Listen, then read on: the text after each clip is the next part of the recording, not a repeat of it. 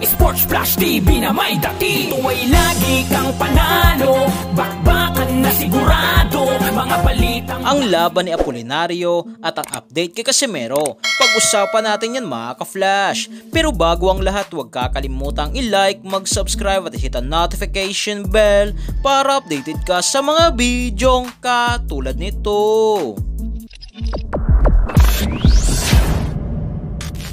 So naging maganda naman nga po mga ka-flash ang ipinakita ng ating pambato sa IBF Flyweight World Championship na ginanap sa Mexico na si Dave Doberman Apolinario kontra sa pambato ng Mexico na si Angel Ayala. Subalit pagdating sa round 5 at round 6 ay dito na nag-iba ang ihip ng hangin at binaliktad ni Angel Ayala ang laban kung saan pinabagsak nito si Apolinario ng 2 beses sa round 6 sa pamamagitan ng mga solidong body shot. So dahil dito ay si Angel Ayala na ang bagong kampiyon sa IBF Flyweight Division at napanatili nito ang kanyang malinis na records na 18 wins at walang talo, habang ang ating pambato na si Dave Apolinario ay nalasap nito ang kanyang kauna-unahang talo at bumagsak ang records sa 20 wins at may isang talo na.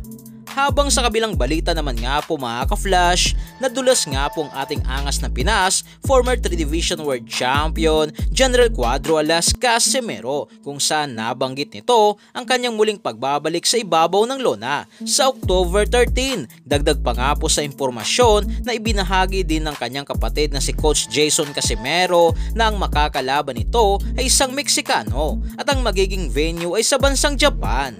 Ipinakita rin nga po mga ka-flash ni Casimero ang tunay na times 10 na dito sa bidyong in-upload ni Casimero sa kanyang training ay nagpasuntok nga po ito ng mahigit 30 times sa bodega, at hindi lang yan dahil habang sinusuntok ito sa bodega ay sinasalubong pa niya ito. Pangako nga po ng Casimero Brothers na gagalingan nga raw nila sa laban sa Oktubre. Sa ngayon ay still wala pa rin kinukumpirma o inaanunsyo ang promoter ni Casimero na si Masayoke Eto ng Treasure Boxing Promotion kung sino ang makakalaban ni Casimero. Subalit ayon sa kumakalat nga po na balita, ito nga raw ay isang Meksikano at dating kampiyon, pero dahil wala pa nga pong kumpirmasyon mga ka-flash ay hintayin na lang natin ang formal announcement na manggagaling sa promoter ni Casimero na si Masayoke Eto ng Treasure Boxing Promotion.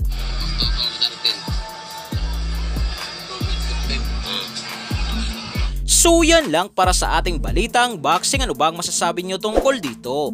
Para sa inyong komento at reaksyon ay komento nyo na sa baba. Hanggang sa muli, ito ang The Sports Flash TV.